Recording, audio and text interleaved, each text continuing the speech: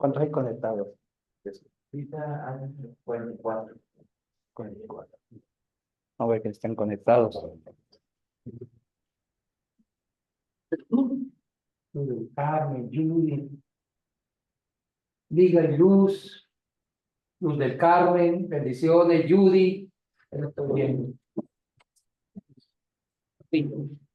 Bueno, buenos días con todos y con todas. Disculpe que estoy como las abuelitas cargando maletitas. Acuérdate para llevarla del cuello. Capaz que la dejo por ahí. Bueno, estoy contento de trabajar un tema muy importante que se llama las bienaventuranzas. Pero todo el mes, ¿cómo se llama? Los temas de todo el mes. El reino de las bienaventuranzas. Muy bien. El sermón de la montaña. Ya sé que los otros antecesores, ya hay dos clases de esta, ¿cierto? Sí. La primera con la misma prueba, a mí me tocaba la introducción, porque a mí me gusta mucho comenzar, pero desafortunadamente estaba fuera. Dio la forma general y ya lo hace muy bien.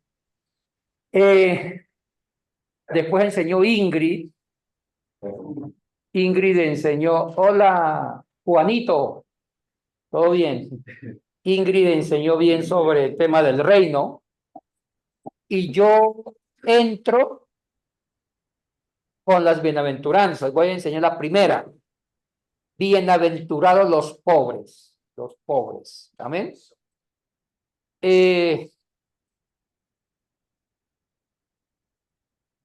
Ustedes saben que ahorita hay una nueva versión hecha desde aquí. Si se me hizo que llama la TCB, la vamos a usar.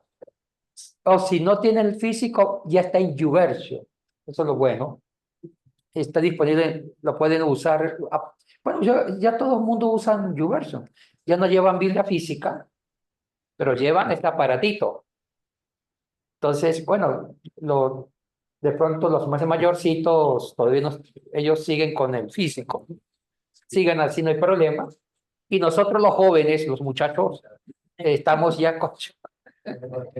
Usemos la YouVersion. Ahora bien,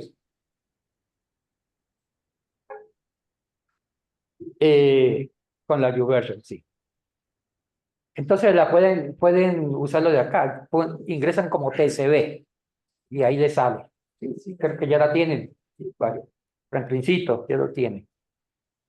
Estamos orando mucho por Franklincito para que el Señor lo bendiga con...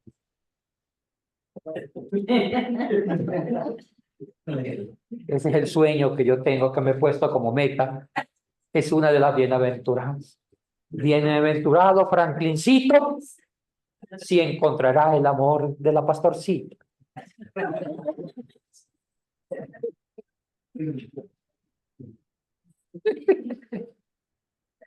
Bueno, yo uso mucho la chistopedagogía. Buenos días. Bueno, chicos y chicas, empecemos.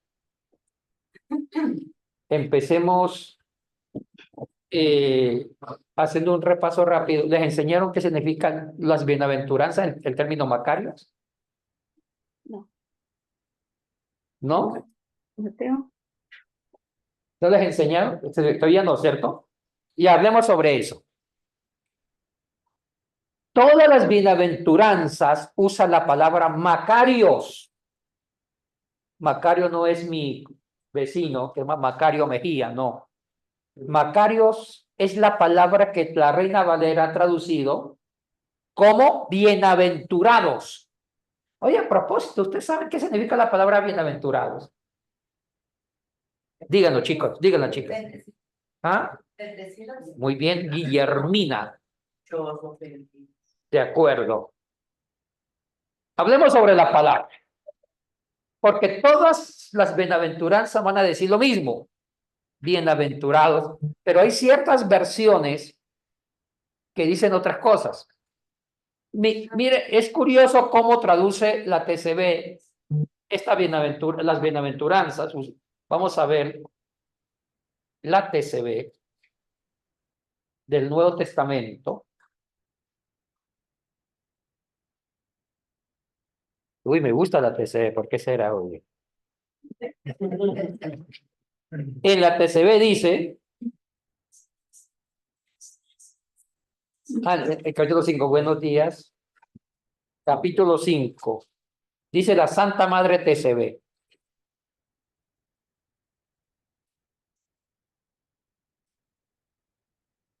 Versículo 3, plenamente felices los pobres que dependen del Espíritu, porque de ello es el reino de los cielos. Plenamente felices los que están profundamente afligidos. Bueno, en la versión TCB, y hay una nota de pie de página que explica esto. Y la palabra bienaventuranza está en la nota de página número 19, donde dice plenamente felices. Hago todo una exégesis de esa palabra, ¿sí? Que eso está en una nota de pie de página de la TCB. Se lo voy a leer. Pongámoslo aquí en el tablero el término Macario.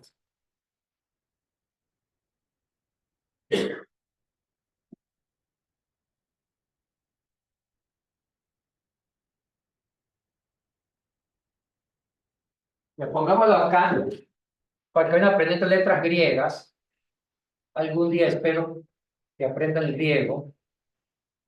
Macario. Y en letras latinas, con la R, Macarios. Ese es el término. Esta palabra Macarios es lo que ha traducido bienaventurado. Bienaventurado. Bienaventurado.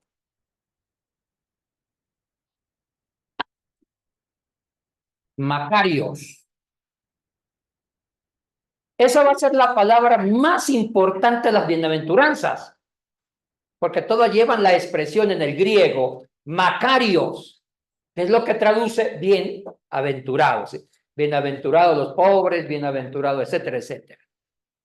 Ahora, el término bienaventurado en español no dice mucho, pero sí tiene otros calificativos, como decir feliz, como decir, sí, alegre. Voy a dar una explicación de qué significa Macarios, ¿amén? Para que la agarren bien. Macarios es un adjetivo calificativo que da la idea de una felicidad perfecta. Dije una felicidad perfecta. Una felicidad suprema. Me explica. En el griego hay varias palabras que traducen felices. Varias. No solamente esta. En el griego hay como 5 palabras que yo conozco que traducen gozo, alegría, felicidad. Pero las otras palabras, como decir Jairo traduce gozo, felicidad, alegría, Jairo. Pero esas palabras que traducen felicidad, gozo, alegría, se debe entender como lo entendemos. ¿Qué entendemos por alegre? Estar alegre porque recibí un premio. Estar alegre porque vino a visitarme la suegra, imagínense, qué alegría. Estoy alegre porque me saqué el pozo millonario. Estoy alegre porque al principio yo fui aceptado en la Academia de los Redimidos. Estoy feliz porque me fue bien en el trabajo. Estoy alegre porque Saqueo le dijo a la novia sí, ya. Ponemos por Saqueo. Estaba trabajando por una chica hermosa y yo de las que dan batalla. Estamos ahí. Él tiene alrededor un séquito de hombres y mujeres que están orando por ellos. Estamos doblando rodillas, Señor, que doblegue ese espíritu. Le tocó trepar una montaña llena. Pero ahí vamos. Trepa 2, 3 metros, baja 2, pero va para adelante. Bueno, eso significa los otros términos: alegría, gozo, felicidad, con el jairo, jarete y otros términos. Pero hay un término que tiene un concepto de felicidad superior. El que tiene hijos, un concepto de felicidad que supera el concepto normal de felicidad. Es Macarios. Es lo que se llama los macarismos de la Biblia, porque en el Antiguo Testamento también existe, en la versión griega, los macarismos, y no se diga el Nuevo Testamento, especialmente las bienaventuranzas, el Mateo y el Lucas, y también hay varias bienaventuranzas en Apocalipsis. Y algún día que estoy en Apocalipsis las encontraré. ¿Qué significa Macarios? Macario significa una felicidad perfecta, suprema. Es una felicidad, es un gozo, es una alegría total. Muchas gracias, perdón. Muchas gracias. Es una alegría, un gozo total, que supera la felicidad del cuerpo. Escuchen bien, supera la felicidad del cuerpo, la felicidad del alma, las emociones, y también supera la felicidad del espíritu. Del espíritu. O sea que es una felicidad integral. Oye, interesante la palabra integral. Cuando digo integral, ¿a qué me refiero? Buenos días. A todas las partes del ser humano. Mire, chicos, chicas, los griegos, ellos concebían al ser humano en tres partes. Digan que paguen aquí. Los griegos concebían al ser humano en tres áreas. El ser humano era cuerpo, toma, emociones, el alma. El alma era lo que tenía que ver con las emociones. Y las emociones estaban circunscritas, ligadas al cuerpo. Y espíritu. Esas eran las tres áreas. Por eso que Pablo dice en Tesalonicenses, bajo una influencia griega, mantengan vuestro ser, cuerpo, alma y espíritu. No eran tanto tres pedazos, sino que el ser humano era una unidad con tres aspectos. El ser humano era cuerpo, este cuerpecito, que se lo comen los gusanos. Emociones, alma, porque las emociones, el alma se encargaba del crecimiento del cuerpo, le daba vida al cuerpo, y espíritu. Y los griegos relacionaban el espíritu con esto, con la razón. ¡Oh, qué interesante! O sea que cuando el Espíritu Santo tomaba a un ser humano, lo primero que tomaba era la razón. Porque si tomaba la razón, controlaba las emociones y el cuerpo. Bueno, esa es una antropología rica, griega, muy rica. Eso es para leer. Yo le digo a mis alumnos, la noche se hizo para leer. Los que estén solteros y solteras todavía, no se casen. Lean. Lean. Y si están casados, pongan condiciones. Si viene el esposo o la esposa, es viejito, hagamos cochitas. Usted diga, primero voy a leer hasta las 2 de la mañana. Y después de las 2, ya, lo que quieran. Pero primero leo. Así deben decir, ¿yo? Es capaz que le dan divorcio rápido, ¿sí o no? Entonces, este concepto de felicidad, Macarios, no es solamente del cuerpo. Había otros términos de felicidad que eran solamente del cuerpo o del alma. Estoy feliz. Este concepto de Macarios involucraba cuerpo, alma y espíritu. O sea que no es cualquier término. Ahora, el Macarios, cuando lo usa Jesucristo en las bienaventuranzas, tiene un concepto de felicidad permanente. Qué lindo. Repito, el concepto de Macarios que usa Jesucristo en el Sermón de la Montaña tiene un concepto permanente, es una felicidad Roberto, que nadie se lo va a robar. Esa felicidad supera la felicidad del matrimonio, la felicidad del beso de una suegra, supera la felicidad de un hijo. O sea que es una tremenda felicidad que no se quiebra ni con el tiempo, ni con las circunstancias, y no se daña con los problemas de la vida. Qué lindo concepto, Macario. O sea, Jesús le está diciendo, sean felices siempre los pobres, los afligidos, los hambrientos, los malos. Qué lindo. Qué lindo. Ahora, tengo un problema. Tengo un problema. Yo me hago muchos diálogos conmigo mismo. Me dice Guillermina, ella es mi consuegra, ¿sí sabían eso? Un hijo adoptivo mío que yo adopté se casó con la hija de Guillermina, con Mica. Le digo yo a mi hijo pájaro loco porque es hermoso como el padre, putativo, el padre adoptivo. No sé si me está echando flores.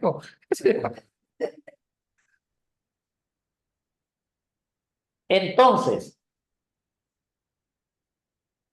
me dirá Guillermina, consuegro hermoso, gracias Guillermina. Jesús no hablaba griego. Jesús hablaba arameo galilaico. Y yo sé, dice Guillermina, que yo he investigado mucho, que todas las parábolas de Jesús los dijo en arameo. ¿Sabe, Guillermina? ¿Y cómo va a decir una palabra griega si Jesús lo dijo las bienaventuranzas en arameo? Bien, Guillermina, bien. Le tocó doble sándwich. Tiene razón, Guillermina. Jesús no dijo estas bienaventuranzas en griego. Debió decirlas en qué? En arameo galilaico, que era su lengua materna. Oiga, pues tomemos el toro por los cachos. Vamos al arameo. La crítica textual, la arqueología bíblica, que es muy buena, han investigado mucho y encontraron un manuscrito en arameo de Mateo. El Evangelio de Mateo primero se escribió en arameo. Y es elemental, mi querido Watson. Elemental. ¿Sabe por qué es elemental? Porque Mateo sabía arameo. Judío era, publicano. Y él cobraba impuestos. Los impuestos se cobraban en lengua aramea a los aldeanos.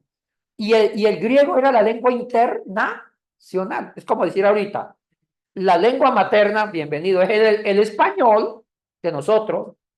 Y la lengua internacional, ¿cuál es? El inglés. Muchos sabían inglés, o saben inglés, pero no todos. Muchos sabían griego, pero no todos. La lengua del pueblo de Palestina, Judea, de todo lo que era la franja de Galilea, era el arameo galilaico. Y Mateo, siendo discípulo de Jesús, obvio, cuando iba a escribir el Evangelio, ¿cuál era la lengua que él se sentía seguro? El arameo. El arameo. Y se encontró este Evangelio, pedazos, fragmentos del evangelio de Mateo en arameo. ¿Quiénes lo traducen al griego? Los discípulos de Mateo. La escuela matiana traducen el evangelio en arameo, que era mucho más corto que el que tenemos, lo traducen al griego, aumentan información, aumenta, y esa versión griega se ha traducido a nuestras lenguas, ¿sí me entienden? Claro, previo a todo un proceso literario. Hay todo un proceso literario. Ay, qué interesante. Ahora, vamos al arameo. Usted me dice, joven Yarenis, ¿cómo fue la propia bienaventuranza en arameo? ¿Lo quieren saber? Y Asre Anjaye, dichosos los pobres. Yo lo voy a escribir como cortesía de la casa.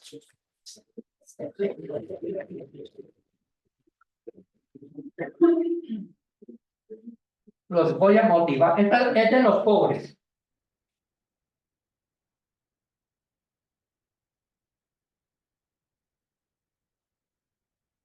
Y sin vocales.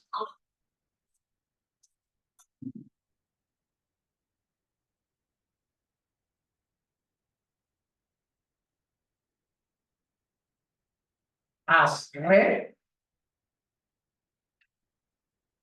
Bueno, quitemos las vocales.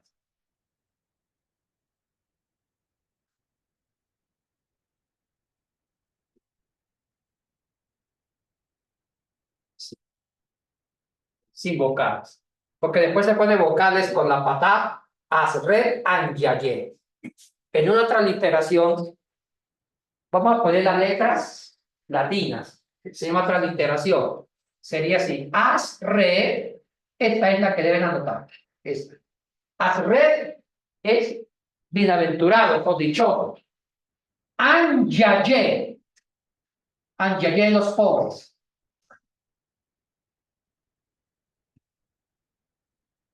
Asre, anyaye. Y esa expresión, escribe la primera.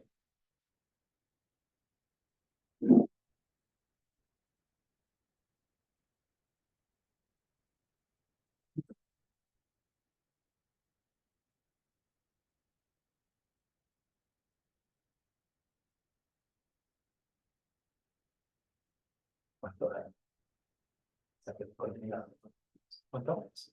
Sí.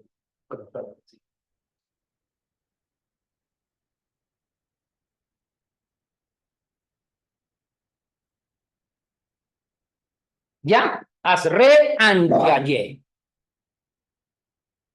Como dijo el gran salmista, educador de Puerto Rico, Luis Fonsi, vamos despacito.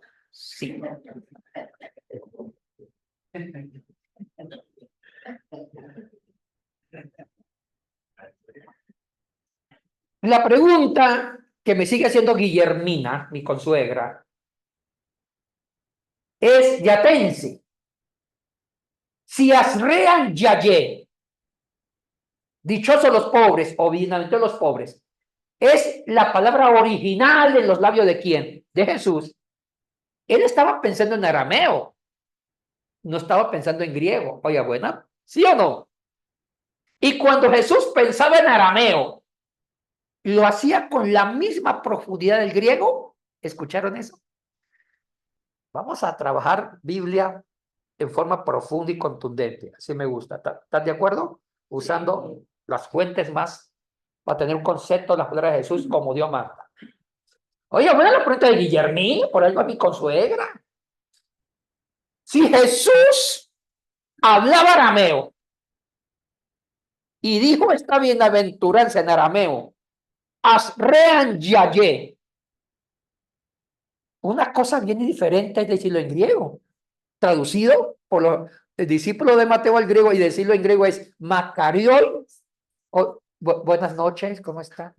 Bienvenido. Bienvenida la vecina mía. En el griego sería Macarioi o Tohoi. Una cosa es decir Asrean Yaye en arameo, y otra cosa muy diferente es decir Macarioi o Tohoi. Si queremos saber la profundidad, lo que Jesús quiso decir, nos toca hacer esas preguntas de rigor, ¿sí o no? Para saber qué quiso decir Jesús con eso. Y Guillermina, ah, Consuelo, dice Guillermina, yo estuve investigando, me dice. Y la pregunta está latente. ¿Cuál es la pregunta? La expresión aramea, que es la expresión real de la propia bienaventuranza en los labios de Jesús, fue arameo. Asrea Yaye. Y nosotros nos quedamos solamente con el griego, ¿sí o no? Y hacemos asejes de Jesús, que Jesús dijo esto en griego. Y yo le gritaría, mentiroso, mentiroso, mentiroso. Porque Jesús no lo dijo en griego. Yo puedo gastarme toda una semana investigando la palabra griega, bienaventurados en griego, Macarioi, cuando Jesús me lo dijo en arameo. Como diría el gran salmista Franco de Vista, no basta. No basta con saber griego. Tenemos que irnos al arameo. ¿Vamos al arameo? Vamos al arameo. No hay de otro. La expresión de la bienaventuranza en la lengua materna de Cristo es Angie, es Asre. Quedémonos ahí. La expresión Asre no es profunda como lo es Macarios, griego, porque los griegos son filósofos y una lengua es la expresión mental de una filosofía. No, pero también ya daba la idea de una felicidad suprema. Quedémonos ahí. Cuando uno revisa mucha literatura judía en el periodo intertestamentario, o sea, de los dos testamentos, hay muchos libros sobre Asre, muchos libros. ¿Y qué es Asre? Bendición. Bendición. Pero cuidado, es una bendición que le otorga Jehová. Entonces, cuando los judíos usaron la expresión Asre, era para hablar de alguien que es bendecido por Dios. Al traducirlo al griego como Macarios, sí, Macario hace justicia con el concepto de una bendición de dónde, otorgada por quién, por Dios. Y si Dios te otorga la bendición, considérese supremamente bendecido. Y también en arameo había otro término para bendición, había otro término, aparte de la red. ¿Y cuál era el otro término? Era realmente una bendición normal. Soy bendecido porque tengo para el desayuno. Soy bendecido porque, como decía Saqueo, la que sabemos, ya me dijo que sí. Soy bendecido. Soy bendecido porque conseguí trabajo. Y en arameo había otros términos para decir esos tipos de bendiciones. Pero cuando se hablaba de Asre, ya no era una bendición más humana, sino que era una bendición otorgada por Dios. Y la bendición. Sí, porque que son dos bendiciones diferentes. La que es la bendición que es otorgada por Dios. Sí. Sí, son dos diferentes. Buenos días. Porque la que uno, a veces uno se saca la lotería, tiene un buen jaguarlote para el desayuno, somos bendecidos. Aunque también viene de Dios. Pero son bendiciones, digamos, que corporales. Sí, normales, sí, sí, normales. Normal, por lo menos que lo reconquistar, esa es una bendición de Dios. Porque esa bendición humanamente está difícil, ¿no? ¿Sí? Y también usted. Entonces, muy bien lo que dice mi hermana, había bendiciones naturales, como respirar, comer, tener trabajo, aunque también vienen de Dios, pero las tomaban como normales. Pero cuando había una bendición que venía intencionalmente, dice, uy, Dios hizo una maniobra y me dijo esto se llamaba Asre. Asre, ¿sí me entienden? Una bendición suprema, que no solamente la gozaba el cuerpo, la gozaba el alma y también la razón. Ahora, ¿Asre tiene la misma connotación griega en cierto sentido? Sí. Es por eso que la escuela Maquena tradujo bien, y Asre lo tradujo, Macarios. Y Macarios en griego tiene mucha labia, mucha profundidad filosófica, porque los filósofos griegos eran finos para elaborar ideas, tratados. Entonces ellos abordan el Macario como una felicidad suprema que no solamente bendice el cuerpo, sino que transforma las emociones y también transforma el espíritu. ¿Quedó claro? O sea que no son cualquiera bendiciones. Ahora, vamos a la TCB, la Santa Biblia. Dicen, me hacen un chiste los amigos, que todos los traductores de la Biblia han sido santos. ¿Sí o no? San Jerónimo, la Vulgata Latina, Casero de Reina, la Reina Valera, y los pintan en cuadros, recibiendo la iluminación de lo alto, así, con las manos abiertas, así, y Dios le dicta. ¿Usted cómo se imagina yo traduciendo esto? Oiga, con suegra. Duda de mi santidad con suegra. Ay, no. Mi consuegra. Vamos a Mateo 5, TCB. La Reina Valera dice, bienaventurados. ¿Cómo lo dice? Vamos a hacer exégesis de Mateo 5:3. La TCB dice, plenamente felices los pobres. Y vean que hay una nota de pie de página para que lean. Plenamente felices los pobres que dependen del Espíritu, porque de ellos es el reino de los cielos. La TCB tradujo el Macarios como plenamente felices. ¿Escucharon eso? Al decir plenamente felices, es decir, perfectamente felices, por la connotación de que significa Macarios. Porque Macario significa felicidad completa, física, primero, emocional del alma y espiritual. Por eso que la versión TCB trata de hacer justicia con un concepto que en español se entiende, porque bienaventurado no tiene mucha claridad, ¿sí o no? Al decirlo plenamente felices, se entiende mejor. Me gusta la nota de pie de página, que es muy rica, que es la nota número 19, dice, Macario, le voy a leer. Adjetivo calificativo masculino en caso nominativo plural traduce felices, dichosos, también traduce bendecidos, afortunados, bienaventurados. Viene del nominativo singular Macarios. Escuchen el significado. El significado del adjetivo tiene un trasfondo en la filosofía clásica griega. En el idioma griego, además de Macarios, habían otros términos que integraban la idea de felicidad, de alegría. Entre ellos está Jara, lo que yo decía antes. Y Eutogia. También está Macarios.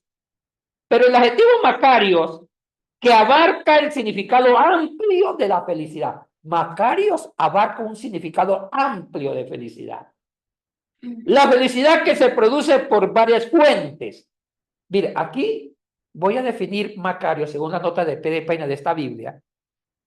Bueno, esta nota lo hice yo propiamente. Macarios tiene varios componentes. Dice, la felicidad que se produce por varias fuentes. Anótenlo eso. Primero, Dios o la divinidad que otorga la felicidad al ser humano. Aquí adquiere la connotación de bendecido en una acción divina. Primero, Macarios tiene varios tipos de felicidad. La primera es que Macarios es una felicidad otorgada ¿por quién? Por Dios. ¿Quedamos claro ahí? Es una felicidad que viene de Dios, el mismo concepto de Azre. Segundo, también significa salud física, felicidad que genera alegría y gozo. Segunda connotación, Macarios, aparte de ser una felicidad que viene de Dios, tiene otra connotación, es una felicidad física. Tengo gozo en mi cuerpo, aunque esté un poco enfermo. Oye, ¿ve la contradicción? Me siento saludable aunque tenga un problema de salud. Increíble eso.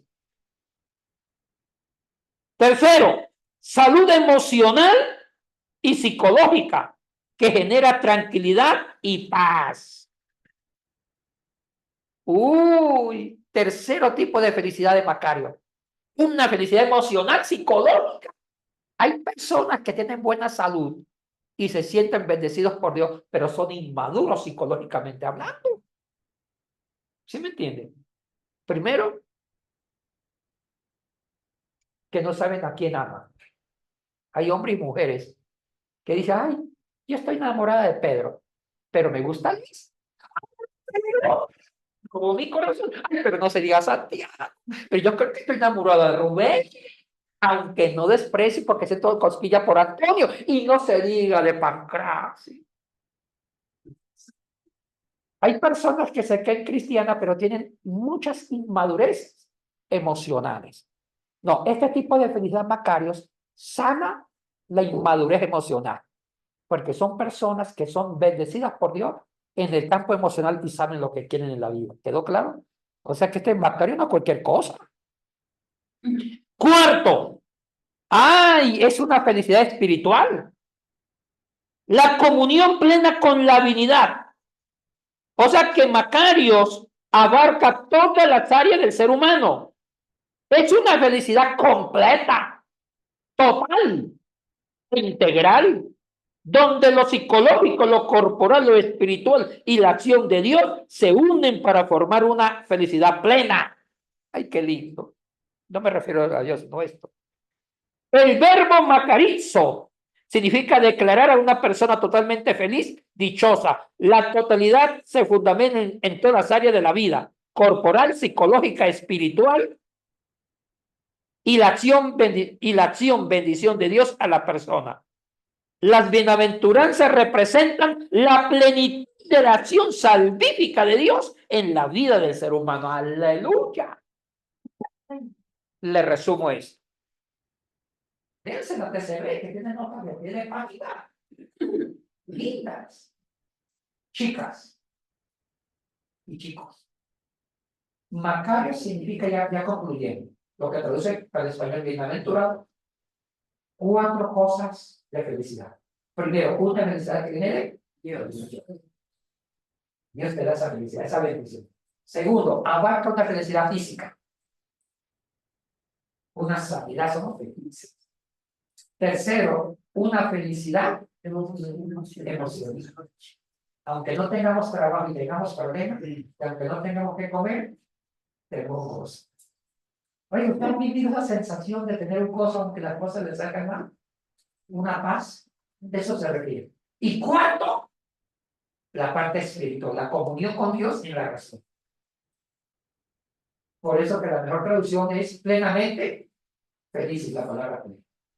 Pregunto, ¿quedó claro lo que significa bienaventurados? Sí. ¿Eso yo lo había explicado? No. No. Ahí, estuvo bien explicarlo ahora. Ahora sí quedó claro, chicos, chicas. ¿Qué significa? ¿Alguien me lo puede decir? Felicidad permanente y absoluta. Exacto.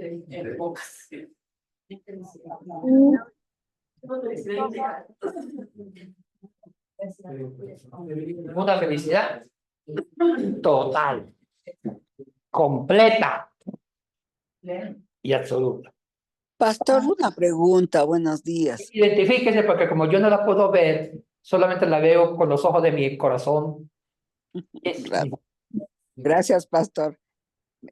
¿Por qué? Entonces, ¿por qué Un momentito, ¿el nombre? Saqueo. Sonia. Sonia, sí. Que mi asistente está pensando en la novia y me descuidó. Y ahora sí, Sonia. A ver, Pastor, verá, ¿por qué entonces le pusieron, o sea, está mal puesto el que sea el dichosos los pobres? Porque ahorita para nosotros los pobres son otra cosa. Ya vamos a explicar eso, hija, Sonia, ya vamos a explicar. Eso es lo que me toca hoy, los pobres. Pero yo tenía que primero, Sonia, hablar sobre la palabra bienaventurado.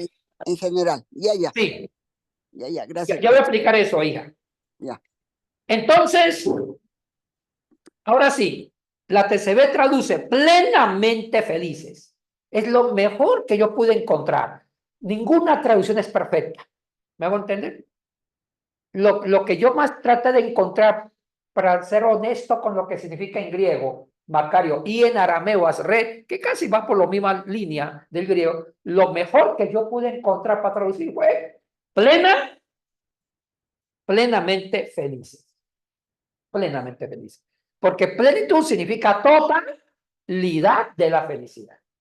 Hermanos, antes de meterme con la primera que me toca a los pobres, les doy un sermoncito pastoral. A mí me encanta no solamente enseñar academia, sino aterrizar en el campo práctico.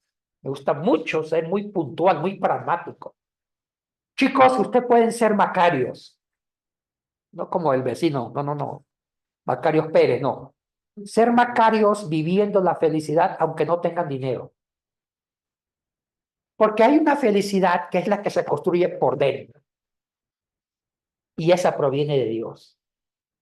Cuando nosotros tengamos una comunión profunda con Dios, nos hace fuertes, como un muro de contención, y aguantamos lo que se nos venga. Amén.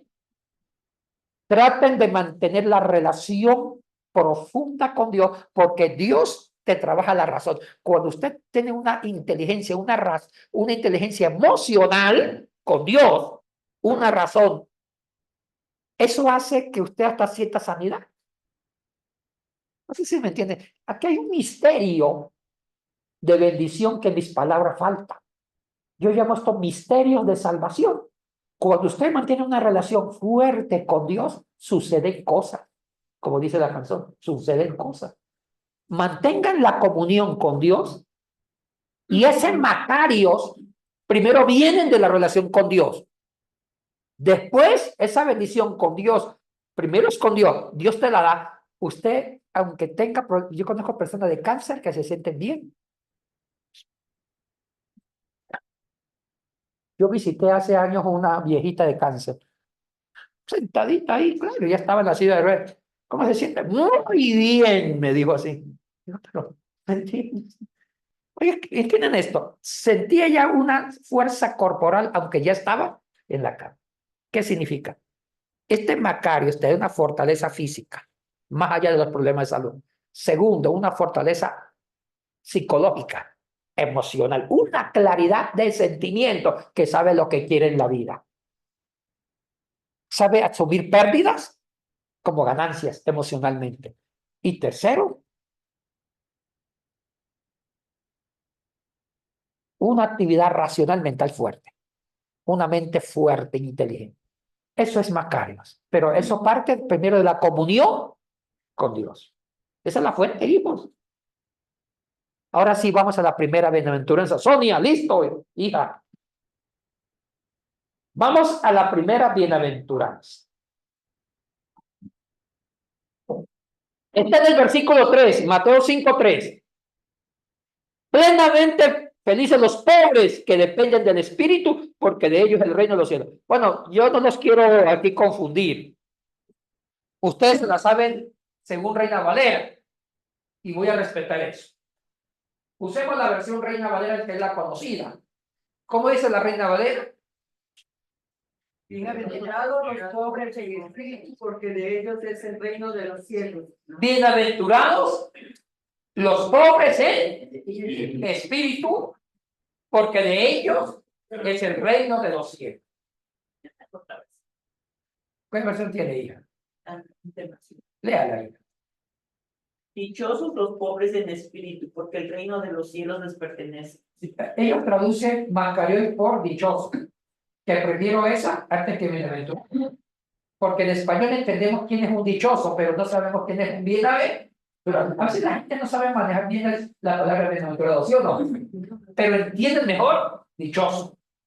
Ya, muy bien, mejor. Pero yo prefiero la TCB, porque es plenamente feliz. Bien, Guillermo, consuelo. Siguiendo, hablemos sobre los pobres. ¿Qué quiso decir Jesús? Y voy a usar el lenguaje de Reina Valera para no enredarlo, ¿sí? Aunque ya hicimos la exégesis en griego y cómo se debe traducir. Usemos el lenguaje de Reina Valera. Bienaventurados los pobres en el espíritu. Aquí lo dice. Aquí se puede dar Reina Valera textualmente. Y ya ven usted que no me hizo caso usar la TCB. En lugar de usar la TCB. Oiga, sí, la TCB que le di como 4. ¿Dónde está? Lean. Dice, bienaventurados los pobres en espíritu, porque de ellos es el reino de los... Dice, bienaventurados los pobres en espíritu, porque de ellos es el reino de los cielos. Vamos a la palabra pobres. Vamos a la palabra pobres. Voy a borrar esto. ¿Ya puedo borrar? Sí, ya.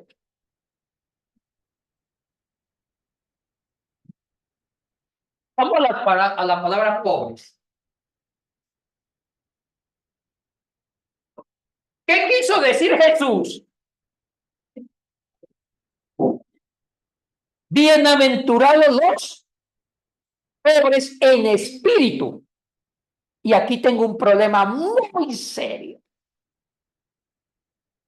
Lucas no dice en espíritu. Guillermino, usted va a ser mi secretario hoy, yo con suegra. Léame Lucas 6 y todavía, bueno, yo aquí contratándola laboralmente. Léame Lucas 6, 20 delante. Lucas va a decir lo siguiente, miren, vamos a comparar la versión de Lucas. Las bienaventuranzas, hay dos versiones, Mateo y Lucas. Mateo dice, bienaventurados los pobres en espíritu, porque de ellos es el reino de los cielos. Lucas dice, mira lo que dice Lucas, bienaventurados los pobres, porque de ellos es el reino de Dios. Lea la versión de Lucas, hija. Jesús miró a sus discípulos y les dijo, bienaventurados ustedes los pobres, porque el reino de Dios les pertenece. Pregunto, ¿Lucas dijo en espíritu? Tenemos un problema muy serio. Una cosa es decir, bienaventurados los pobres, punto, como lo dice Lucas, y otra cosa muy diferente, es decir, bienaventurados los pobres en espíritu. ¿Entendieron? Como dijo el gringo, aquí la cosa cambia. El espíritu está con minúsculas. No, eso es lo de menos, sí. Eso no influye. No influye, es lo que significa. ¿Por qué Lucas, hija, no puso en espíritu? Porque Y Mateo se sí. refiere a la gente común y corriente, a los gentiles. Ya, hay una explicación que llama para ella, yo, hija mía. Vamos al grano, como dijo el dermatólogo. Vamos al grano. Vamos a la expresión pobres en. Nos vamos a ver qué significa pobre en el mundo de Jesús. ¿Usted qué se imaginan el término pobres? Bienaventurados los pobres, según Lucas, o bienaventurados los pobres en espíritu. ¿Qué se imaginan ustedes? Algo deben imaginarse, ¿cierto, hermanos? Yo me quiero aprender los nombres. ¿Su nombre es? Ángela. ¿Su nombre es, hermano? Albina. ¿Cómo? Albina. ¿Albina? ¿Tu nombre? Albina. Sí. Yo quiero aprender su nombre. Ángela, Albina, José, Bueno, Manuelito. Bonita. Y a poco me voy aprendiendo. Albina, lindo ese nombre. Albina, bonito. A mí sí me gusta. Yo tenía un papá, mi tía se llamaba Albina Bonilla. No Ángel. ¿Ah? No se oye ese nombre. No es famoso, pero es bonito. Aunque, no, es un nombre bonito. Sigamos. Albina, Ángela. Sigamos. Pastor, disculpe, tal vez pobres en espíritu serán mansos pacíficos. Muy bien, hija mía, su nombre. Rocío. Rocío. Va por ahí. Va por ahí. Hijo mío, su nombre. Mauricio, Mauricio. pobres en espíritu también se podría considerar los que dependen de Dios, los que no tienen un espíritu altivo, sino que son pobres en espíritu porque dependen de Dios. Oye, hijo, ¿dónde aprendió eso? Porque lo dijo bien. Aquí. ¿Quién se lo enseñó? Aquí lo dijeron en una clase de la anterior, pues. Somos dependientes de Dios. Veo que tiene buena formación. Eso es lo que significa pobre, depender. Pero vamos a la profundidad académica. Otra vez el bendito griego. Disculpe que vaya al griego porque es lo único que. Porque una cosa es el español, otra cosa es la lengua original. Y yendo a la lengua original entendemos mejor. La palabra pobre en español hay una sola. ¿Cuál es? Pobre. Pobre. Que no tienen. Y pobre lo imaginamos a alguien bien chiro. Chiro, no tiene ni. Está más limpio, más pelado, se lo va a coger. En griego no. En griego hay varios conceptos para pobre. Uy, sí, sí. Empecemos con dos términos en griego. Voy a poner la palabra. No, pongamos la palabra de una vez griego acá. Está la palabra penés. Silvia, es con acento en la E. Penés. No me voy a cambiar de acento, yo. Penés.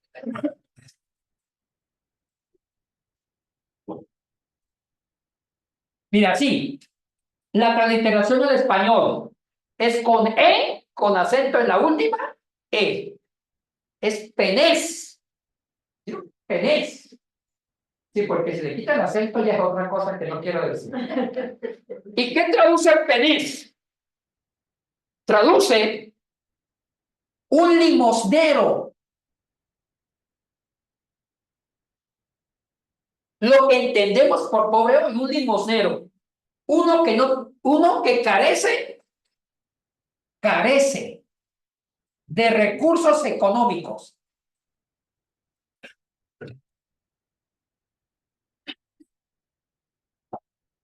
Eso es penés, que traduce pobre al español. Traduce pobre, pero se refiere a una pobreza como la entendemos nosotros, a una pobreza de alguien que no tiene ni para las habichuelas, ni para el dulce. Uno que está limpio, como un estudiante del Cenisú, más o menos así, ¿cierto? Saqueo, ya. Penés. ¿Estamos claros, chicos? Ya. Ese término no lo usa el griego. Oiga, aquí ya nos dio una bofetada el griego. O sea que la bienaventuranza en griego, hoi to hoi, no está diciendo bienaventurado, dichoso, los pobres sin plata o los pobres sin recursos materiales. No, no se refiere a ello. Uy, aquí sí que no lo escuadró, ¿sí o no? Entonces, ¿a quién se refiere, Albina? ¿A quién se refiere?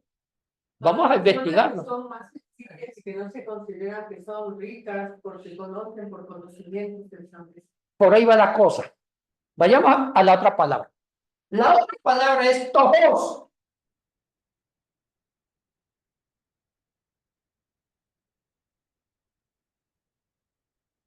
Vamos a escribir en letras latinas. Esta es la palabra que me interesa. Tojos. Tojos. Voy a explicar. Aquí sí me detengo un poco. Concéntrense porque voy a ir a la esencia de esta bienaventuranza. Cierren los ojos. No cierren por el concéntrense. Y como estaba el famoso que hacía hipnotismo. El famoso que era un tal Castillo, apellido Castillo. Ahora bien, la palabra tojos no se refería tanto a una pobreza económica, era algo más profundo. Pero vamos a la aramea. Resulta que tojos es la traducción de la palabra aramea y es el término aní. La palabra tojos tiene un antecedente. Vamos atrás. Pongo esta flecha atrás. Y se refiere en arameo. Vamos a escribir aquí el arameo. Aní. Aní. Pongámoslo acá. Aní. Ya. Letras arameas, letras latinas. Aní. Aní eran los famosos pobres judíos. Y la expresión aní, pobre, traducido al griego, ¿cómo era? Los tojos. Pero para entender tojos nos toca ir al arameo, que es la palabra, la lengua original en Palestina. ¿Quién eran los aní? Escriban. Eran los aguaderos de los trabajadores, los aguaderos de los trabajadores. Interesante. Eran los aguaderos de los trabajadores. ¿Qué entienden por aguaderos? Excelente, hijo mío, excelente, hijo mío. Eran las personas que llevaban agua a los que trabajaban en la viña en los tiempos de Jesús. Era un aní. Usted es un aní, Roberto, un aní. ¿Por qué? Porque su trabajo era llevar agua a los trabajadores de una viña. ¿Cómo se llaman cuando son varios aní? Los anahuín. Vamos al plural. El plural es los anahuín. Pongamos solamente en letras latino, nada más. Los Anahuim, con W. Los Anahuim eran los aguateros, los que llevaban agua a los trabajadores. Este término, los Anahuim, está en la Tanaj, en la Biblia hebrea, en los profetas. Los profetas menores en hebreo usan mucho la expresión los Anahuim. ¿Sí?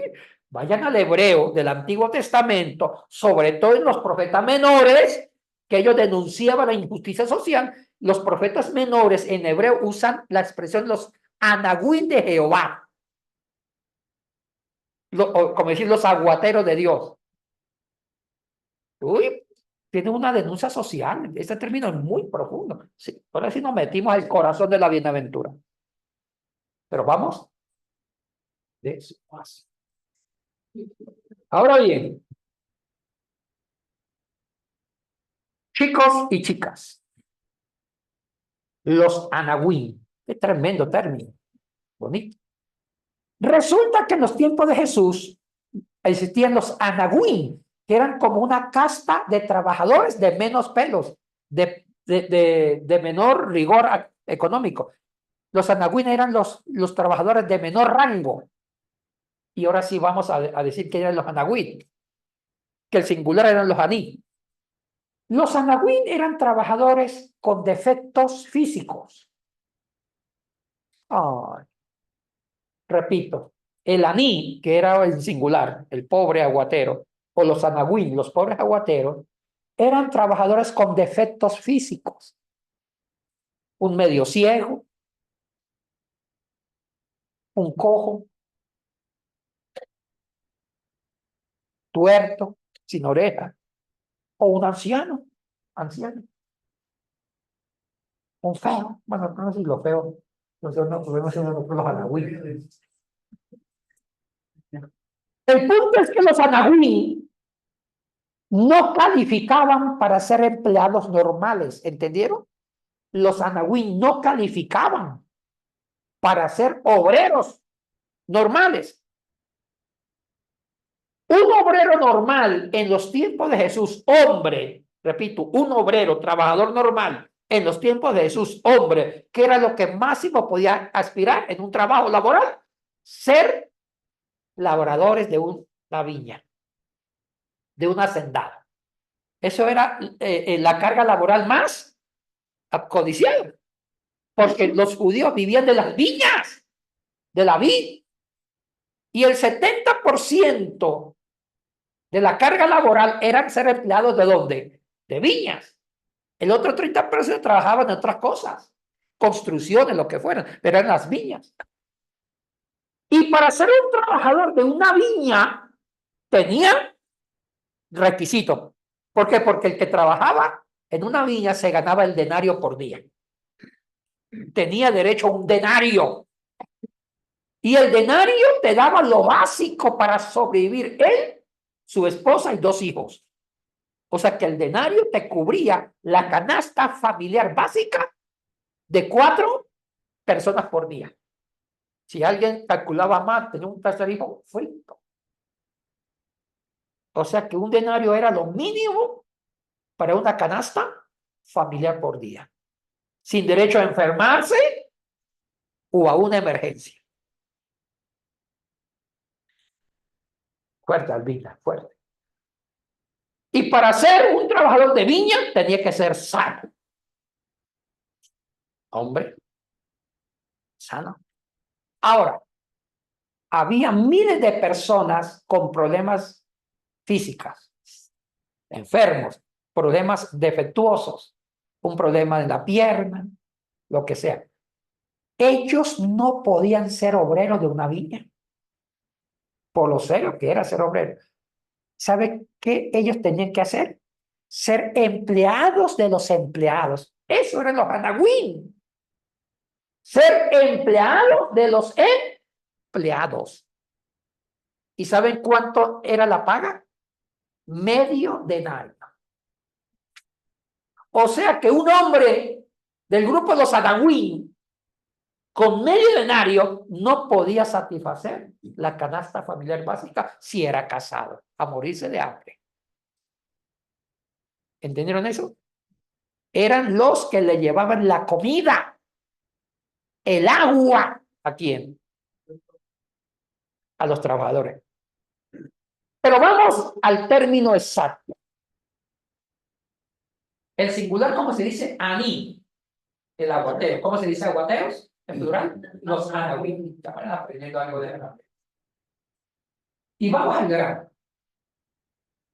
Vamos a definir quién es un aní o un anahuín. Escriban. El aní o anahuín en plural eran los que dependían de otros para sobrevivir. Ese es el término más importante. Los que dependían de otros para sobrevivir. Subrayen la palabra dependencia. Los que dependían de otros para sobrevivir. Y subrayen la palabra dependencia.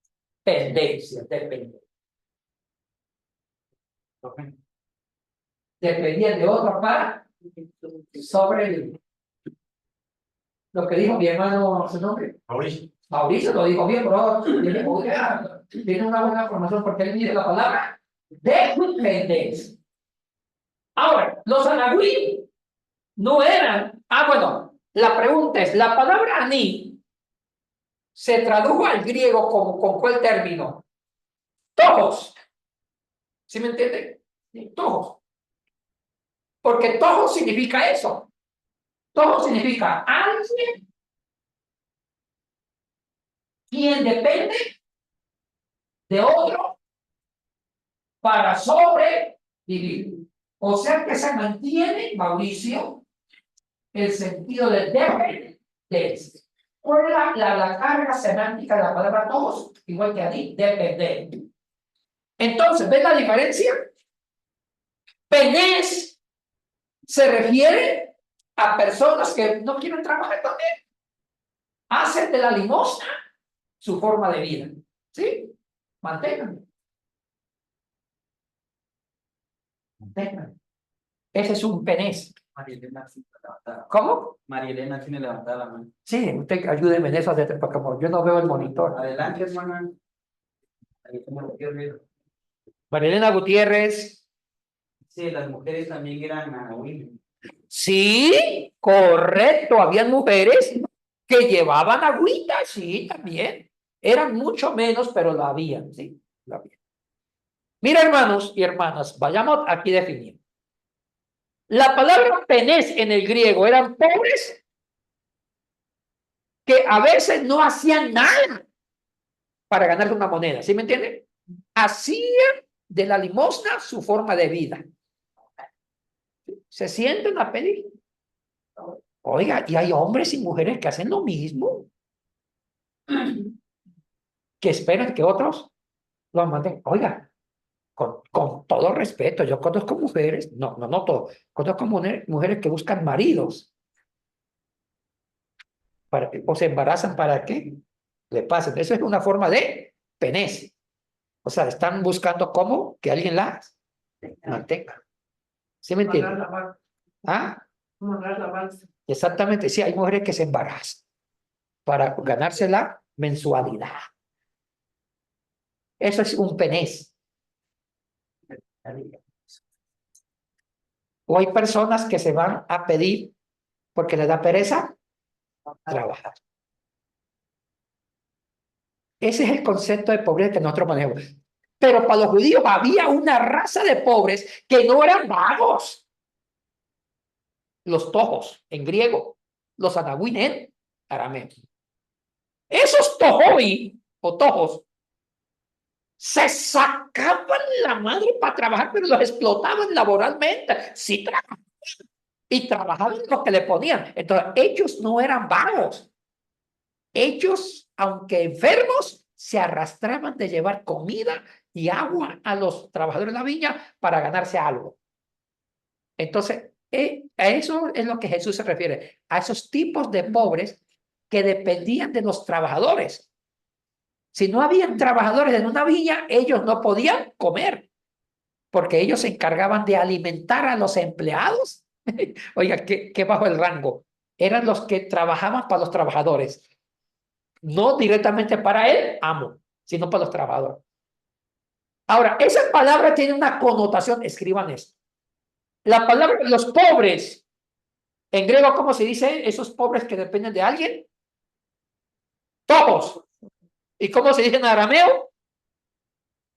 Anawin o ani, singular. ¿Es lo mismo? Sí, sí, lo mismo.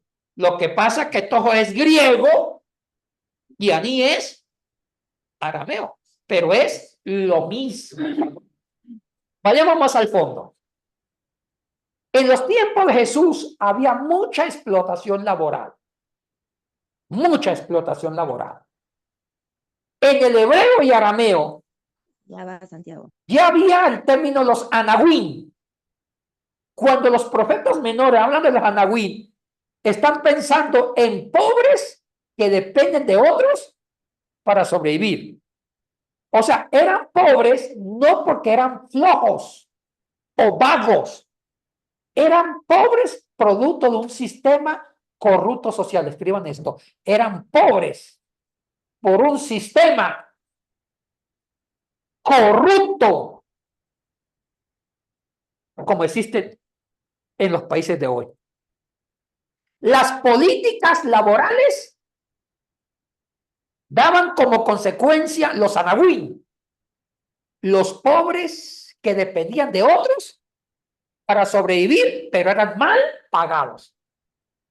O sea que el término pobre, ojos, no se refiere a un vago, sino que son producto de políticas laborales que significa pobreza, injusticia. Chicos, diferenciemos entre penés y tojos. ¿Qué es? Hay dos tipos de pobreza para el Nuevo Testamento.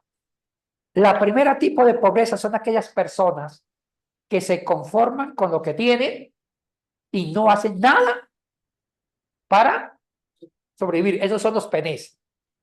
Hasta se vuelven limosneros.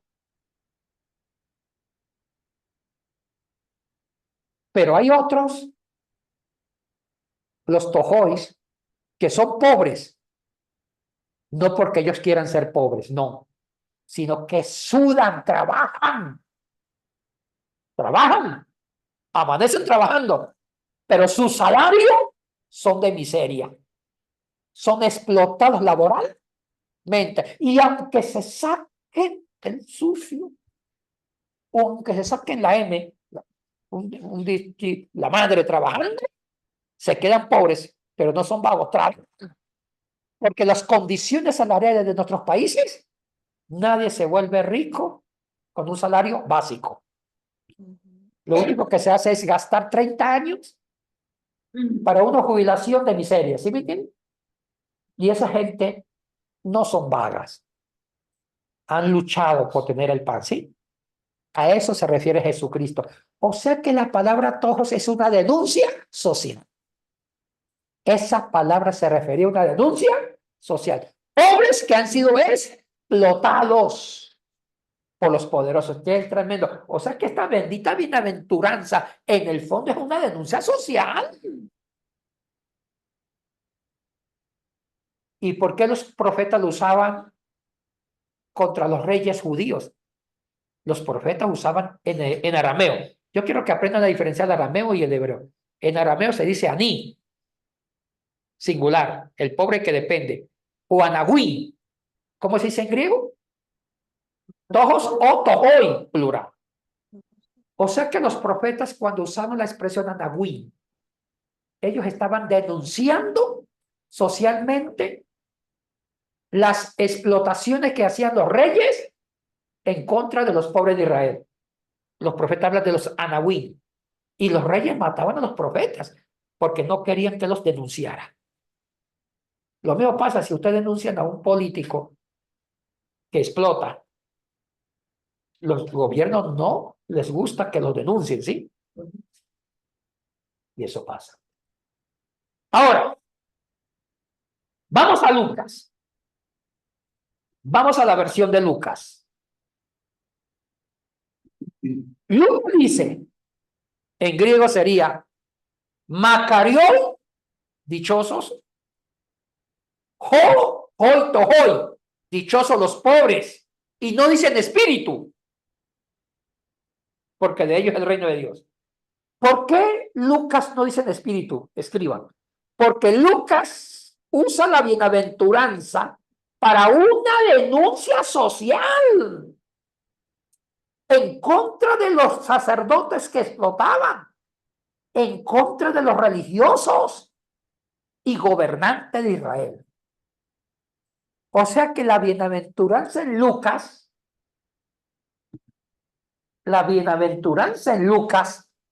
sí significa una denuncia social. Lucas está denunciando la explotación laboral en Israel en manos de dos explotadores. ¿Saben quién eran los más importantes explotadores? Los religiosos, que les obligaban a los pobres a pagar impuestos al templo de Jerusalén. ¿Entendieron eso? Y también se refería a los explotadores políticos, como el gobernador romano. O sea que un bendito pobre en Israel pagaba doble impuesto. El impuesto, el diezmo aquí, al templo, y el impuesto al Santiago. gobernante. Y se quedaba sin comida. Esto es una pregunta. Sí. Soy Rita Fernández. Mateo, Antes había, esta parte. No escucho, no escuchamos. ya, soy Rita Fernández. Si antes había pobres y ricos, y solo las políticas son las que cambiaban y aumentaban más pobres, entonces eso no ha cambiado nunca, no va a cambiar nunca. ¿Cómo es lo que quiso decir? Si antes había pobres, hoy los sigue habiendo. Ah, sí, Rita, gracias. Su pregunta es muy buena. Esta bienaventuranza de Jesús en la versión de Lucas, porque Mateo cambia por si acaso, en la versión de Lucas, sí, es una denuncia permanente mientras que estemos en la tierra. Siempre habla explotadores, tanto religiosos como políticos, que explotan al pueblo y de lo poco que tienen, se los roban, con impuestos en todos los sentidos. O sea que es una bienaventuranza, según Lucas, que sigue denunciando el pecado de la avaricia, tanto de estados políticos como de entes religiosos. Sí, es correcto. Es una bienaventuranza de denuncia social.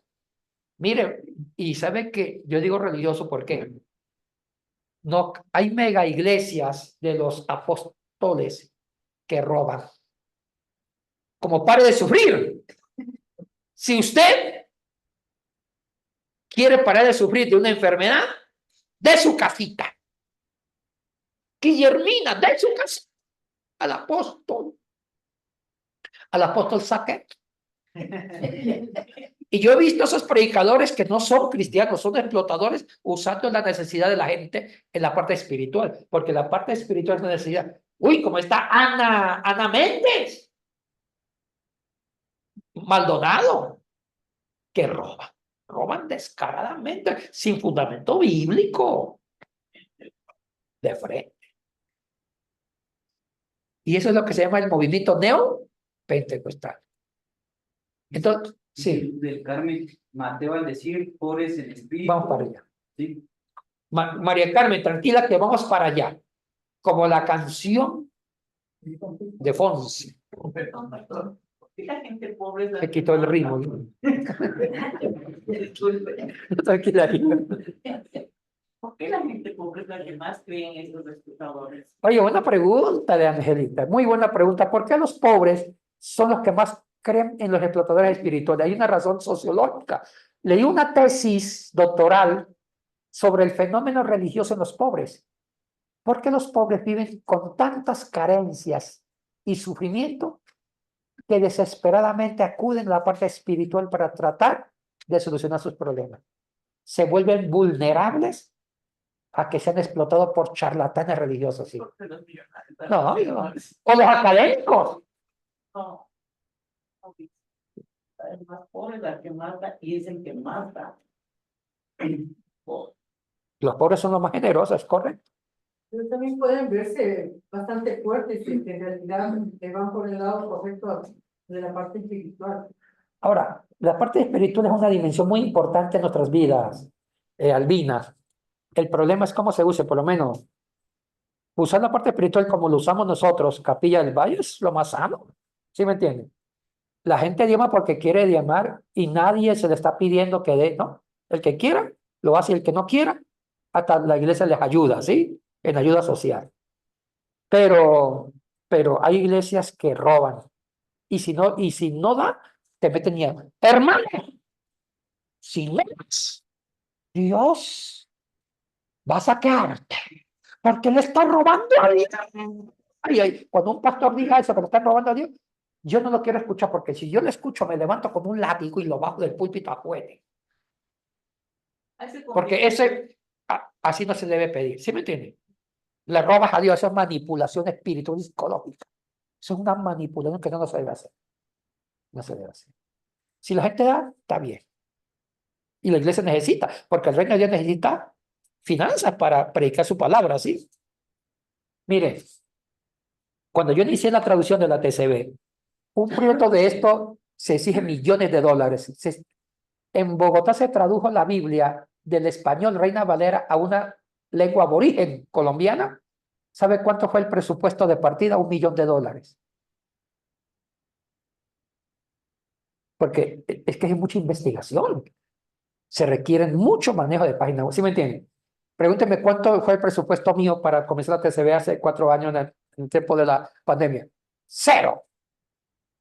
Y a nadie le pedimos nada. Solamente mi corazón, la pasión y un pequeño equipo de locos y de locas. Iniciamos, aquí estaba el conocimiento. Que si necesitaba recursos, se necesitaba, pero Dios provee. Venía una hermana y decía, ya que sí, esta palabra está diciendo, yo tengo esto, te quiero apoyar. Ya, bienvenido. Así, pero sin pedir. Y sin dejar a alguien sin comer. ¿Apoyaron? Y nunca hemos pedido simplemente, pero aquí está. Porque cuando es de Dios, es de Dios. Y Dios provee. No tenemos que dejar a nadie sin comer. ¿Sí me entienden? Pero hay líderes espirituales, y que no, para mí no son espirituales, son ladrones que presionan a la gente con el miedo. No le robe a Dios. Es nadie le roba. Porque Dios no paga impuestos, porque Dios no necesita de comer, porque Dios es espíritu. Dios necesita hacer cosas para pagar en el banco luz y agua, porque el cielo está lleno de pura luz celestial. Dios es el dueño de todo. Entonces, decirle robarle a Dios, mira, eso como que no cuadra, porque ¿quién roba a Dios? Dios no necesita ni plata. Una vez me dice un predicador, ya ven, si deposita el banco de Dios, bien, muy bien, lo voy a cuidar, debe el número del banco celestial. No el banco que escucha, no, eso puede ser. Yo quiero el banco de Dios. Si usted me da el banco de Dios, yo le digo, el banco. Debe la cuenta divina para yo cuidar a él, porque entonces todo comer. Y antes de cogerlo, como porque yo necesito más. No se desmayo. Ahora, nuestras iglesias sí, son muy santas porque se pide el tiempo ayuda para la dinámica del reino, ¿sí? Pero nadie se le está engañando. Ningún pastor nuestro le está diciendo, si usted no da, cobra a Dios, ¿sí? Porque eso no se decide, eso sería ir en contra de la ética ministerial. La gente, porque siente su corazón, no por miedo. Bueno, no me quiero meter los diezmos porque eso es cosa sagrada. No me meter los, sí. Yo tengo la Biblia de Salvador Es buena versión. y dice, mi quiero acerca de los diezmos, dice en el versículo 8, dice, ¿en qué te hemos declarado y los diezmos y las ofrendas se han declarado? Si toda la nación, todos ustedes me están declarando, y por eso voy a maldecirlo, yo les encuentro los cabezas de mi vida. Sí, que dar demo y ofrenda está bien. Les voy a dar, sí. Bueno, dar los diezmos y la ofrenda, mantener la obra está bien, eso es de la Biblia. Lo que nos estamos refiriendo es que hay guías espirituales que roban de lo normal, ¿sí me entiendes? No se contentan con el diezmo y la ofrenda, sino que quieren Más. que lo den todo. A eso nos referimos. Eso es. Sigamos. Sigamos. Ahora, Lucas se está refiriendo a una denuncia social.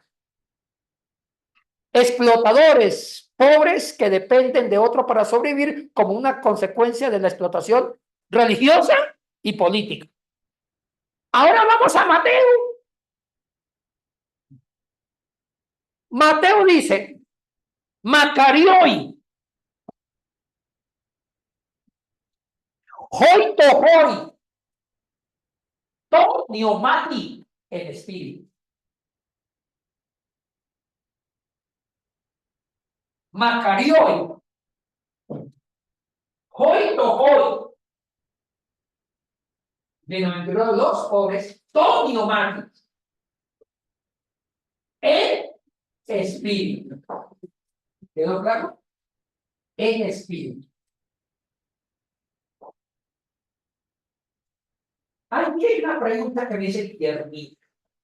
Yo tengo un libro que escribí sobre eso, se llama Hacia una ética de la vida. Si alguien quiere que se lo regale, yo se lo sé que en PDF, se lo puede inscribir. No me debe nada, claro que yo lo tengo en físico, que tiene un pequeño costo, pero si alguien no lo puede adquirir, yo se lo puedo regalar, no hay problema. Se lo mando en PDF. Se llama Hacia una ética de la vida, ya hemos escrito la vida de lecturas. Me escriben en el WhatsApp, se lo pide y yo se lo mando, ¿no? Ahí le piden a mi secretaria Silvia, la asistente, que le den mi número, ahí se le puede dar. O a mi consuegra Guillermina. Ahora bien, ¿En serio del libro? ¿Es en serio lo del libro? sí, oye, ¿cuál testimonio? Ni la consuegra me cree. La consuegra que tengo yo, no. Ayuda. La consuegra. Ahora bien, vamos. Hay una pregunta que hace la consuegra Cristiatense. Hay dos versiones de la misma bienaventuranza. Tienes razón. Una es bienaventurados pobres, punto, y otra es bienaventurados pobres en espíritu. La pregunta es, ¿cuánta versión es la que dijo Jesús? La pregunta es una. ¿Quién tiene la verdad? Lucas o no. Jesús no debió decir dos, sino una. Una de dos. Jesús dijo en espíritu y Lucas le robó el espíritu. O lo contrario, Mateo aumentó el espíritu. Vamos a ver. Los biblistas dicen que la versión original del gloria de Jesús es la de Lucas. Es la de Lucas. Sí. Que Lucas hace una denuncia social y que Jesús la hizo en arameo. Asre anyaye. En arameo no dice así. Asre anyaye ruach, porque ruach es espíritu en arameo. Solo te dice Asre anyaye. Y eso son dos pobres. Pero no dice ruach, porque ruach es en espíritu, pero no dice ruach. Ahora, ¿por qué Mateo aumentó el espíritu? Ojo, si él aumentó no fue porque quiso aumentar, sino fue por 10. Tenemos claro hoy. ¿Por qué Mateo aumentó? Coloca. Mateo aumenta en espíritu porque quería atacar el materialismo judío, porque los judíos siempre fueron materialistas. Todos lo medían en bendiciones materiales, ¿sí? Y Mateo quiso atacar el materialismo judío y transformar esa bienaventuranza en una dependencia a Dios. Y transformar esa bienaventuranza en una dependencia a quién? De Dios. A Dios. Me explico. Me explico. Mateo pensó en Jesús. Decir a un judío, dichosos los pobres, ellos ya sabían que había muchos pobres que eran explotados. Eso era lo común, pero Mateo le da una esperanza. Mateo quiso decir, que ustedes ya dependen de otros. ¿Sí me entienden? Para vivir, ahora usen esa fortaleza, esa fuerza de dependencia a los trabajadores de la viña, y en lugar de depender de ellos, ahora dependen de Dios. O sea, como ya estaban entrenados para depender de los trabajadores de la viña, pues usen esa capacidad natural de depender, ahora trasladen su potencial para depender de quién. De Dios. ¿Quedó claro? Sí. Entonces, ¿cómo decir?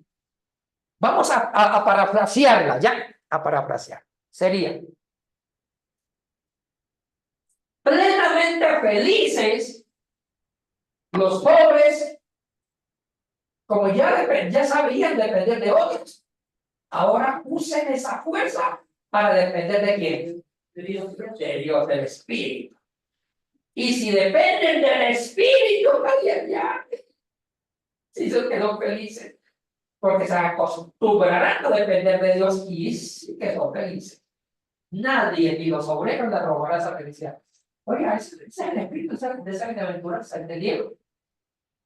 O sea que Lucas lo usa todavía en un trasfondo social, pero Mateo da espiritualiza. Dichosos los que dependen, los pobres que dependen del Espíritu, porque sí serán felices de verdad. Oye, esas personas que no. ¿Quién es? ¿Alguien le quiere hablar?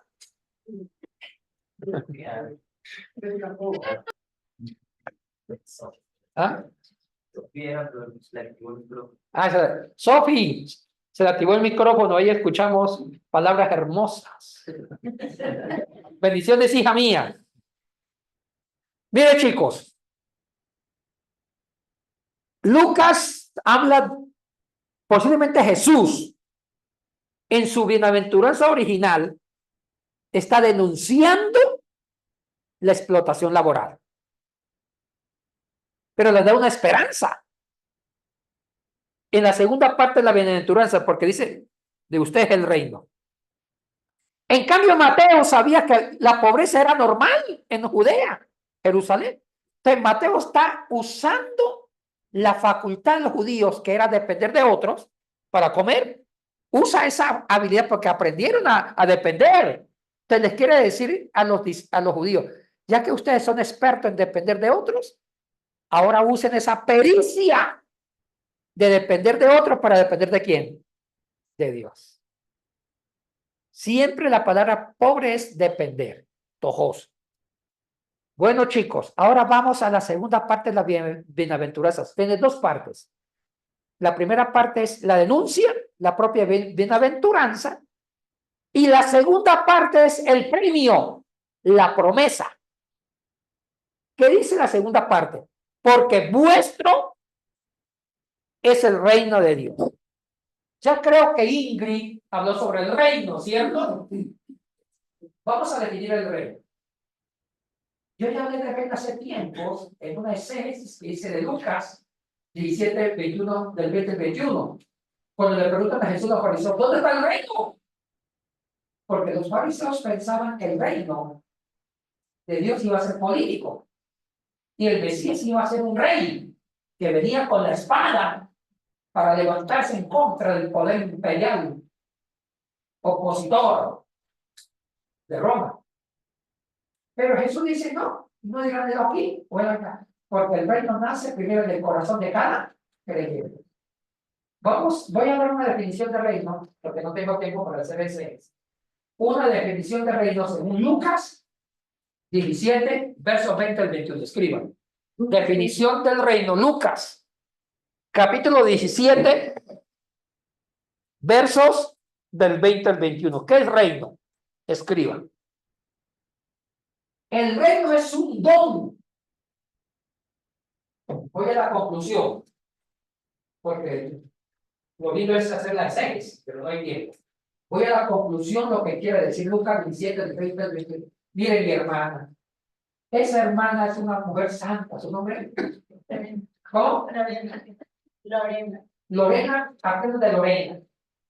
humilde, sencilla, mujer sabia, con principios espirituales. Levante lo que tiene. Ella sabe usar las escrituras bien. Sí, de la Biblia. Y todavía no la Biblia. No.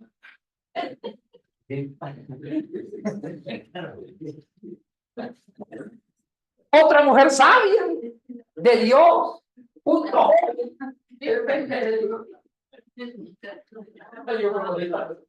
Ya sigamos. ¿Qué es reino? Según Lucas 17, el 20, el 21, definición. Escriban entre comillas. El reino es un don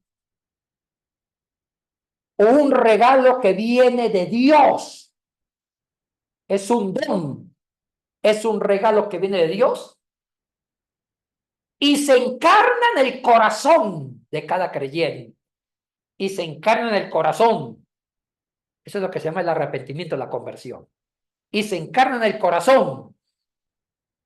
Y cuando se encarna en el corazón, la persona se arrepiente de sus pecados, se convierte. Y una vez que el reino se encarna en su corazón, sale de su interior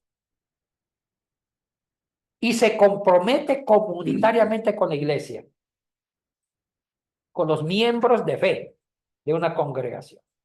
Y se compromete comunitariamente con la iglesia y con la sociedad.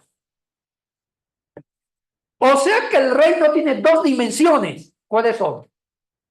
Primero, la dimensión personal. Porque ¿cuándo nace el reino? El reino nace cuando alguien se convierta a Cristo. Pongan, el nacimiento del reino en una persona es en el momento de su conversión, aceptando a Cristo. Ahí nace el reino. Es individual primero, es personal primero, pero después la persona convertida necesita compartir su experiencia de fe con los miembros de una comunidad local. O sea que la iglesia aquí es importante por el reino, la iglesia es importante, compartir. ¿Y por qué comparte con los miembros de una iglesia que todos tienen el reino? Para cambiar la sociedad. O sea que el reino es individual y comunitario. ¿Quedó claro? Ya. Pero el reino nace primero en forma individual. Entonces ahora sí, armemos el rompecabezas. Plenamente felices los que dependen del Espíritu. Porque de ellos es el reino de Dios. ¿Qué significa? Escriban.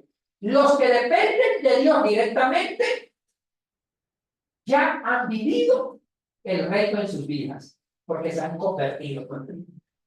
Los que dependen de Dios directamente ya han vivido el reino, porque se han arrepentido, se han convertido.